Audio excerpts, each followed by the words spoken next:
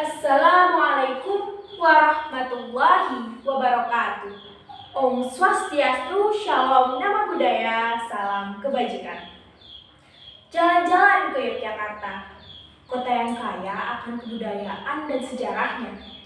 Apa kabar generasi pejuang bangsa? Semoga Pancasila tetap membara di dada.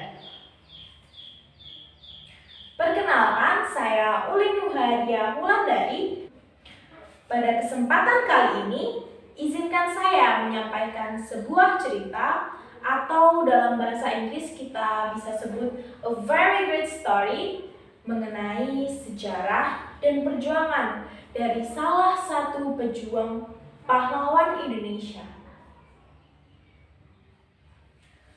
Perjuangannya patut dijadikan contoh dan inspirasi oleh generasi muda saat ini. Tak lain dan tak bukan, sosok tersebut adalah Nyi Ageng Serang.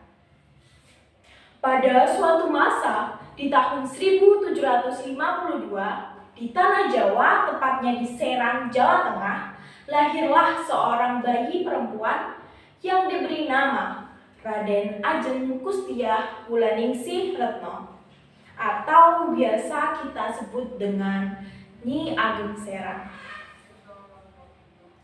Nyi Ageng Serang, putri dari Pangeran Natapraja yang menguasai daerah yang ada di bawah kekuasaan Kerajaan Mataram pada saat itu. Meskipun ia dilahirkan sebagai putri bangsawan, ia sangat dekat dengan rakyat. Jiwa kepahlawanannya sudah terlihat ketika ia beranjak dewasa dan dipercaya menjadi panglima melawan para penjajah. Wah. Pada periode sejarah tahun 1755 hingga tahun 1830, masyarakat belum mengenal adanya emansipasi. Kedudukan wanita pada saat itu rendah, tidak seperti status wanita pada abad ke-20 hingga saat ini, yang mana kita sering menggaungkan adanya emansipasi wanita. Saat ini kita menganggap bahwa wanita sama berdayanya dengan para lelaki. Namun berbeda dengan Nyi Ageng Serang kala itu. Ia berani maju dalam medan perang, berbagai pertempuran ia pimpin dengan landasan berjuang, melawan penjajah, membela martabat bangsa dan tanah airnya. Ia memberontak para penjajah bersama ayah dan kakaknya, Kiai Ageng Serang, yang mana kakaknya dikenal pernah merobek perjanjian Giyanti, perjanjian yang merupakan awal perpecahan Kerajaan Mataram. Perpecahan itu mengakibatkan Kerajaan Mataram terpecah menjadi dua wilayah kekuasaan. Apa aja ya?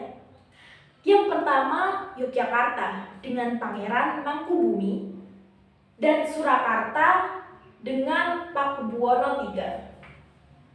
Meskipun begitu, Nyi Ageng Serang terus melakukan perlawanan terhadap Belanda, yang akhirnya berujung pada sergapan pasukan di Semarang dan menggugurkan ayah dan kakaknya.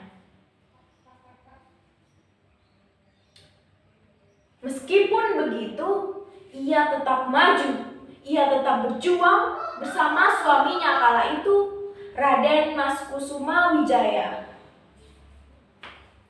Ketika perang Diponegoro pada tahun 1825,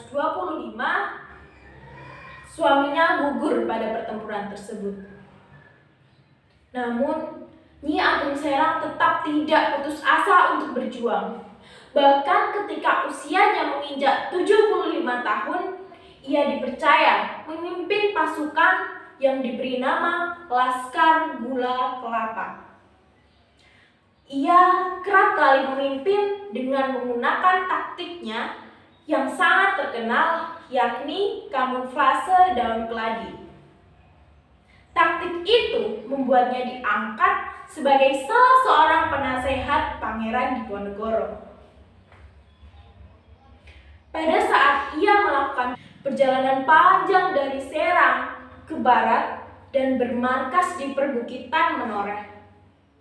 Disinilah diketahui tempat terakhir ia menyusun strategi hingga wafat pada tahun 1828. Sedih memang, karena disitulah tempat terakhir penghormatan terakhirnya.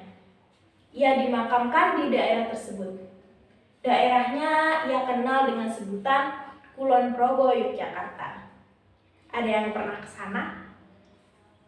Atas jasa-jasanya, ia diangkat sebagai pahlawan nasional dan dibangunlah monumen dengan sosok wanita yang menaiki kuda dengan tangan kanannya memegang sebilah bambu runcing dan dengan tangan kiri memegang bendera merah putih yang berkibar. Dengan gagahnya, monumen itu berada untuk dikenang para generasi masa kini agar nasionalismenya dapat terus kita contoh. Kini tugas kitalah generasi penerus bangsa dengan setiap kemampuan yang kita miliki untuk berjuang memajukan bangsa, mengharumkan nama bangsa, menjadi ujung tombak perjuangan bangsa Indonesia. Sudah sepantasnya kita sebagai generasi muda, sebagai generasi yang tanggap, kita meneladani nasionalisme dan jiwa patriotisme yang ada pada pahlawan pejuang bangsa, pahlawan-pahlawan pendahulu yang mengorbankan jiwa dan raganya demi bangsa kita tercinta, salah satunya dari Nyi Ageng Serang. Kita bersatu, wujudkan perubahan, cintai bangsa kita yang berharga. Kita semua berarti untuk bangsa ini. Sebagai generasi muda, tentu yang harus kita lakukan adalah terus memperbanyak ilmu dan meningkatkan kemampuan diri ini, agar nantinya kita mampu menjadi ujung tombak bangsa Indonesia, bersaing dengan negara-negara yang ada dan memajukan bangsa ini. Kita bersatu, berjuang bersama, kita pasti bisa.